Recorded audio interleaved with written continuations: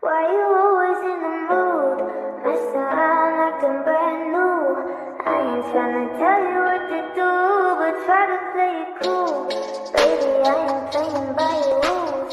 Everything looks better with a view. Why you Halo Sobat Sejarah. Pada video kali ini, kami akan sedikit menjelaskan mengenai masa kependudukan Jepang di Indonesia. Sebelum itu, kami akan memperkenalkan diri kami masing-masing. Perkenalkan, saya Marcelino Jonathan Richam dari kelas 11 MIPA 5. Saya Ana Andriana Derosari dari kelas 11 IPA 5. Saya Mariana Tirtaboga dari kelas 11 MIPA 5. Saya Patricia Florisita Ineslaka Halimaking dari kelas 11 IPA 5. Saya Maria Pascalina Iowia dari kelas 11 MIPA 5. Dan saya Valentinus Baba Api dari kelas 11 MIPA 5. Yuk simak video kami. Sebelum era modern, Jepang merupakan sebuah negara yang feodalis. Pada era ini, diwarnai dengan perebutan kekuasaan antara shogun dan para kaisar. Shogun dan para kaisar merupakan semacam panglima militer serta daimyo atau raja lokal sekaligus tuan tanah yang memainkan peran penting dalam bidang ekonomi maupun sosial politik. Latar belakang Jepang dalam melakukan modernisasi dikarenakan kekaguman Jepang terhadap kemajuan teknologi yang dimiliki oleh dunia barat. Akhirnya, di bawah kekuasaan Kaisar Meiji, Jepang melakukan modernisasi di berbagai bidang seperti perekonomian, kebudayaan, industri, maupun militer. Jepang baru memulai hubungan dengan dunia barat sejak abad ke-16. Namun, pada tahun 1639 sampai dengan tahun 1854, Shogun Tokugawa menjalankan kebijakan Shokoku. Nah, teman-teman, apa itu kebijakan Sakoku? Kebijakan Sakoku yaitu kebijakan yang mengatur bahwa orang asing tidak boleh masuk ke Jepang atau orang Jepang tidak boleh meninggalkan negara Jepang atau yang sering disebut dengan negara tertutup. Alasan Shogun Tokugawa menjalankan kebijakan Sakoku yaitu yang pertama, ia merasa terancam dengan kehadiran para misioneritas dari negara Spanyol dan Portugis. Yang kedua, mempertahankan supremasi Tokugawa atas pesaingnya daimyo. Pada tanggal 31 Maret 1854, di bawah komando Matvei C. Perry, dengan kapal hitamnya yang membawa persenjataan dan teknologi yang canggih di Jepang. Kekuatan militer Jepang memaksa Jepang menandatangani Konvensi Kanagawa. Isi dari Konvensi Kanagawa itu yang pertama, kesediaan Jepang untuk membuka pelabuhan-pelabuhannya. Yang kedua, menjamin keselamatan kapal Amerika yang karam. Dan yang ketiga, mendirikan kedutaan Amerika yang permanen. Konvensi ini juga mengakhiri kebijakan tertutup Jepang selama 200 tahun lamanya. Lalu banyak masyarakat Jepang yang kecewa dengan konvensi tersebut. Akibatnya, Shogun Tokugawa digantikan oleh Kaisar Komei. Namun, pada tahun 1868, kekuasaan pemerintahan Kaisar Komei digantikan oleh Kaisar Meiji. Kaisar Meiji sadar betapa terbelakangnya Jepang dibandingkan dengan negara-negara barat lainnya. Lalu, pada tahun 1868 sampai dengan tahun 1912, ia melakukan perubahan besar dengan restorasi Meiji. Perubahan-perubahan besar itu menandai kemajuan di Jepang. Perkembangan imperialisme Jepang. Latar belakang imperialisme Jepang yaitu yang pertama, adanya perkembangan Jepang dalam segala bidang mengakibatkan berlipat gandanya pertambahan penduduk. Dan yang kedua, adanya perkembangan industri yang begitu pesat, butuh daerah pasaran dan bahan mentah demi kelangsungan proses industrialisasi. Sekian materi yang saya sampaikan. Sekian dan terima kasih. Saya berdiri di sini akan menjelaskan tentang kedatangan Jepang di Indonesia. Jepang pertama kali masuk Indonesia pada tahun 1942. Yang melatar belakangi Jepang masuk ke Indonesia, yang pertama adanya restorasi Meiji. Restorasi Meiji sendiri serangkaian peristiwa yang berakhir pada pengembalian kekuasaan pada seorang kaisar. Restorasi Meiji sendiri dapat berdampak pada industrialisasi di Jepang. Jepang kemudian bangkit menjadi kekuatan militer pada tahun 1905 dengan slogan Negara Makmur dan Militer. Setelah tumbuh menjadi kekuatan baru, Jepang melanjutkan serangan ke negara bagian Asia Tenggara, seperti Indonesia. Tujuan Jepang menguasai Indonesia yaitu dengan menguasai sumber daya alam. Kemudian pada 8 Desember 1941, Jepang berhasil menghancurkan pertahanan militer di Amerika Serikat. Serangan Jepang juga diarahkan ke Filipina dan kemudian ke Indonesia. Proses pendudukan Jepang di Indonesia. Pada Januari 1942, Jepang mendarat di Indonesia melalui Ambon. Pada saat itu, negara Hindia Belanda berniat untuk menghancurkan Jepang. Tapi kekuatan Jepang tidak terkalahkan. Jepang kemudian mengalahkan seluruh bangsa Eropa dan berhasil menduduki Indonesia. Sambutan kedatangan Jepang di Indonesia. Jepang pertama kali masuk ke Indonesia bersambut dengan baik atas kedatangan Jepang. Kemudian Jepang tidak putus asa. Dia membuat propaganda yaitu dengan melakukan membebaskan rakyat dari penjajahan dan memajukan kesejahteraan rakyat. Ada dua politik yang buat Jepang pada saat menguasai Indonesia, yaitu yang pertama, politik usaha menarik. Politik usaha menarik itu dibuat dengan cara memperbolehkan bahasa Indonesia sebagai bahasa resmi. Yang kedua, politik penindasan. Politik penindasan adalah dengan memperbudak rakyat Indonesia yang menjadi budak untuk membangun jalan dan lain-lain. Dampak positif kedatangan Jepang di Indonesia. Yang pertama, Jepang memperbolehkan bahasa Indonesia sebagai bahasa komunikasi sehari-hari. Yang kedua, Jepang mendukung gerakan anti Belanda yang membakar semangat nasionalisme bangsa Indonesia.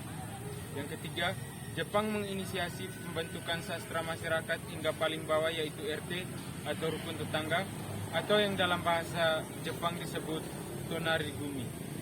Yang keempat, Jepang mendekati pimpinan Nasional Insinyur Soekarno untuk memobilisasi dukungan rakyat Indonesia. Yang kelima, Jepang ikut menggugah rakyat membentuk BPU PKI dan PKI sebagai persiapan kemerdekaan Indonesia. Yang keenam, Jepang juga menganalisis pendiri koperasi dan sekolah untuk kepentingan rakyat Indonesia. Yang ketujuh, budaya Jepang yang disiplin diperkenalkan dalam kegiatan upacara bendera di sekolah. Dan yang kedelapan, tentara bersedia melatih dan mensejahterakan pemuda Indonesia, awalnya untuk kepentingan Jepang, tapi akhirnya dipergunakan pemuda bangsa ini untuk melawan Jepang sendiri. Dampak negatif kedatangan Jepang ke Indonesia. Yang pertama, Jepang menguasai daerah strategis yang dianggap penting, sehingga Jepang dapat melakukan sewenang-wenangan kepada rakyat. Yang kedua, banyak rakyat Indonesia yang mengalami siksa fisik, penahanan tanpa alasan, perbudakan seks hingga hukuman mati. Yang ketiga, Jepang menerapkan sistem kerja paksa atau rumusa. Sistem ini sangat tidak manusiawi dan menyebabkan banyak korban meninggal dunia. Yang keempat, Jepang menyebabkan rakyat menderita kelaparan karena perampasan hasil bumi dan sumber pangan rakyat. Yang kelima, suara rakyat dibungkam, pers dibatasi sehingga tidak dapat berani mengungkapkan kejahatan Jepang. Yang keenam, terjadinya kekacauan situasi dan kondisi keamanan yang parah, seperti maraknya perampokan, pemerkosaan, dan kejahatan lain di tengah masyarakat. Yang ketujuh, standar pendidikan Indonesia menurun drastis akibat Jepang mempekerjakan guru-guru pribumi sebagai pejabat yang mudah diperalatkan. Halo teman-teman, kali ini saya akan membahas materi tentang perjuangan meraih kemerdekaan pada masa kependudukan Jepang. Perjuangan meraih kemerdekaan pada masa kependudukan Jepang memiliki macam-macam bentuk perlawanan. Yang pertama, perjuangan melalui kerjasama atau koperasi. Perjuangan melalui kerjasama atau koperasi, karena gerakan yang non-kooperatif tidak mendapat tempat, para pejuang melakukan gerakan kooperatif yang dapat diterima oleh Jepang. Tujuan utama perjuangan mereka adalah mencapai Indonesia merdeka. Di samping itu, Para pejuang dapat memanfaatkan organisasi dan lembaga-lembaga yang didirikan oleh pemerintah Jepang untuk perjuangan kaum nasionalis, antara lain Gerakan Putra atau Pusat Tenaga Rakyat, 2. Gerakan Pelopor, 3. Chuo Sangin, 4. Perjuangan melalui gerakan bawah tanah. Yang pertama, kelompok Sukarni. Sukarni adalah tokoh pergerakan pada zaman Hindia Belanda. Sukarni adalah menyebarluaskan cita-cita kemerdekaan, menghimpun orang-orang yang berjiwa revolusioner, dan mengungkapkan kebohongan-kebohongan yang dilakukan oleh Jepang. Yang kedua, kelompok Ahmad Subarjo. Ahmad Subarjo pada masa kependudukan Jepang menjabat sebagai Kepala Biro Riset Kaigun Bukanfu. Ahmad Subarjo berusaha menghimpun tokoh-tokoh bangsa Indonesia yang bekerja dalam Angkatan Laut Jepang. Atas dorongan dari kelompok Ahmad Subarjo, Angkatan Laut berhasil mendirikan asrama pemuda yang bernama Asrama Indonesia Merdeka. Di Asrama Indonesia Merdeka inilah para pemimpin bangsa Indonesia memberikan pelajaran-pelajaran guna menanamkan semangat nasionalisme kepada para pemuda Indonesia. Yang ketiga, kelompok Sultan Syahrir. Kelompok Sultan Syahrir merupakan tokoh besar pergerakan nasional yang pada zaman Hindia Belanda pada tahun 1935 dibuang ke Bovendigul di Irian Jaya, kemudian dipindahkan ke Banda Neira yang terakhir ke Sukabumi. Pada masa kependudukan Jepang, Syahrir berjuang diam-diam dengan cara menghimpun teman-teman sekolahnya dan rekan-rekan seorganisasi pada zaman Hindia Belanda. Terbentuklah sekelompok rahasia, kelompok Syahrir. Yang keempat, kelompok pemuda. Kelompok pemuda pada masa Jepang mendapat perhatian khusus dari pemerintah Jepang. Jepang berusaha mempengaruhi para pemuda Indonesia dengan propaganda yang menarik. Dengan demikian, nantinya para pemuda Indonesia merupakan alat yang ampuh guna menjalankan kepentingan Jepang. Jepang menanamkan pengaruhnya pada para pemuda Indonesia melalui kursus-kursus dan lembaga-lembaga yang sudah ada sejak zaman Hindia Belanda. Yang ketiga, perlawanan angkatan senjata. Yang pertama, perlawanan di Chot Pileng, Aceh. Perlawanan di Aceh ini dipimpin oleh Tengku Abdul Jalil, seorang ulama pemuda. Pada 10 November 1942, tentara Jepang menyerang Chot Pileng pada saat rakyat sedang melaksanakan sholat subuh. Penyerangan pagi buta ini akhirnya digagalkan oleh rakyat dengan menggunakan senjata KW-LAM. Yang kedua, perlawanan di Tasikmalaya, Jawa Barat. Perlawanan di Singaparna Tasikmalaya ini dipimpin oleh Kiai Haji Zainal Mustafa. Perlawanan ini terkait dengan ketidakpersediaannya Kiai Haji Zainal Mustafa untuk melakukan siyekirei atau memberikan penghormatan kepada Kaisar Jepang. Dalam pandangan Zainal Mustafa, membungkuk seperti itu sama saja dengan memberikan penghormatan lebih kepada matahari, sementara dalam hukum Islam, hal tersebut dianggap menyekutukan Tuhan. Nah teman-teman, pada video kali ini saya akan membahas tentang akhir pendudukan Jepang di Indonesia. Pada akhir tahun 1944, Jepang semakin terdesak. Beberapa pusat pertahanan di Jepang, termasuk Kepulauan Saipan, jatuh ke tangan Amerika Serikat. Terdesaknya pasukan Jepang di berbagai front pertempuran menjadi berita menggembirakan bagi bangsa Indonesia. Harapan bangsa Indonesia agar terjadi perubahan sikap terhadap tentara Jepang ternyata terwujud. Jepang semakin terpuruk. Semangat tempur tentara Jepang makin merosot dan persediaan senjata serta amunisi makin berkurang dan banyak kapal perang yang hilang. Keadaan semakin diperburuk dengan perlawanan rakyat yang semakin menyala. Kekalahan Jepang dalam berbagai front pertempuran juga dipersulit dengan adanya berbagai perlawanan yang berlangsung di beberapa daerah di Indonesia. Perlawanan terhadap Jepang antara lain di Aceh yang dipimpin oleh Tengku Abdul Jalil, perlawanan Indramayu, perlawanan Blitar yang dipimpin oleh Supriyadi. Pada tanggal 7 September 1944, Jenderal Koiso memberikan janji kemerdekaan kepada Indonesia di kemudian hari. Pada 1 Maret 1945, Panglima Jepang, Letnan Jenderal Kumakichi Harada, mengumumkan pembentukan Badan Penyelidik Usaha-Usaha Persiapan Kemerdekaan Indonesia atau BPUPKI. Namun, pada tanggal 7 Agustus 1945, BPUPKI dibubarkan dan dibentuk PPKI atau Panitia Persiapan Kemerdekaan Indonesia. PPKI diketuai oleh Insinyur Soekarno dan wakilnya Muhammad Hatta. Insinyur Soekarno, Muhammad Hatta, dan Dr. Rajiman Widya berangkat ke Dalat, Vietnam pada tanggal 2 Agustus 1945 bertujuan untuk mengetahui lebih lanjut tentang kemerdekaan Indonesia. Amerika Serikat membom kedua kota besar di Jepang, yakni Hiroshima dan Nagasaki. Pemboman kedua kota tersebut dikarenakan kedua kota tersebut merupakan pusat perdagangan di Jepang. Akhirnya, pada tanggal 15 Agustus 1945, Jepang menyerah kepada sekutu dan berakhirnya juga masa pendudukan Jepang di Indonesia. Akan tetapi, Jepang harus tetap menjaga status quo sebelum kedatangan sekutu.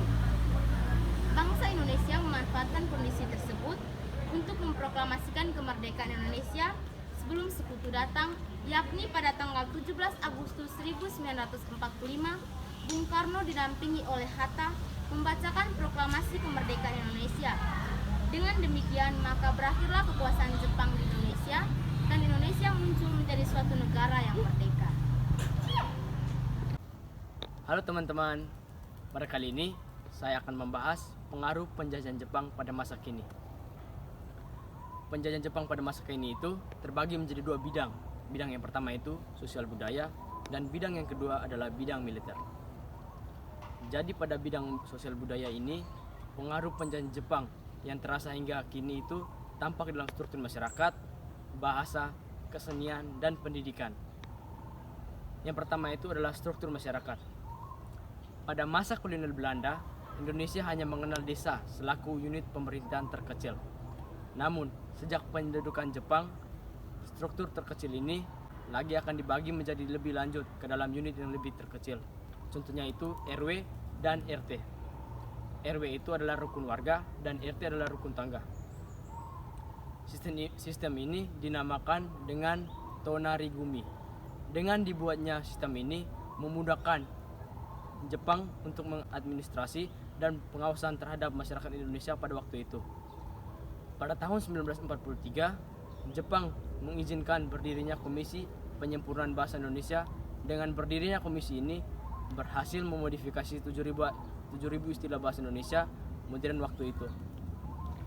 Sejak awal tahun 1943, seluruh tulisan yang berbahasa Belanda telah diganti menjadi bahasa Indonesia, dan bahasa Indonesia pada waktu itu telah digunakan secara resmi di kalangan masyarakat. Yang kedua adalah bidang kesenian. Jepang mendirikan Keiminen Bunkan Shidoso, artinya itu pusat kebudayaan, pada tanggal 1 April 1943 di Jakarta. Fungsi lembaga ini memudahkan aktivitas budayawan Indonesia agar tidak menyimpang dari tujuan Jepang. Pada Agustus 1943, Jepang membentuk Persatuan Artis Film Indonesia atau disebut Persafi. Persafi mendorong artis-artis profesional dan amatir Indonesia untuk bereksperimen dengan mementaskan lakon-lakon terjemahan bahasa asing ke dalam bahasa Indonesia. Yang ketiga, pendidikan. Jepang menghilangkan diskriminasi di bidang pendidikan sebagaimana dipraktikkan pada masa kolonial Belanda. Pada masa pendudukan Jepang, semua kalangan masyarakat berhak mengenyam pendidikan formal. Pendidikan formal ini terbagi menjadi 3. Yang pertama itu SD, yang kedua SMP, dan ketiga itu SMA. SD ini 1-6 tahun, SMP 3 tahun, dan SMA itu 3 tahun. Yang kedua adalah bidang militer. Jepang membantu kaum muda Indonesia untuk membangun semangat nasionalisme. Kaum muda Indonesia sangat dibantu oleh Jepang melewati latihan-latihan militer yang mereka lakukan pada waktu itu. Untuk proses pembangunan semangat nasionalisme itu melalui pembentukan organisasi semi militer dan organisasi militer. Proses ini sebenarnya dirancang untuk kepentingan perang Jepang, akan tetapi justru menguntungkan bagi Indonesia, terutama dalam proses persiapan kemerdekaan dan bahkan terus dipraktikkan sampai sekarang. Oke teman-teman, mungkin itu saja penjelasan singkat mengenai pendudukan Jepang yang berpengaruh pada masa kini. Semoga teman-teman bisa mengerti apa yang saya jelaskan tadi. Nah teman-teman, itu tadi video penjelasan singkat kami mengenai masa kependudukan Jepang di Indonesia. Semoga dengan video ini dapat memberikan manfaat bagi kita semua dan dapat menambah wawasan pengetahuan kita tentang masa kependudukan Jepang di Indonesia. Sekian dari kami dan terima kasih. Bye-bye.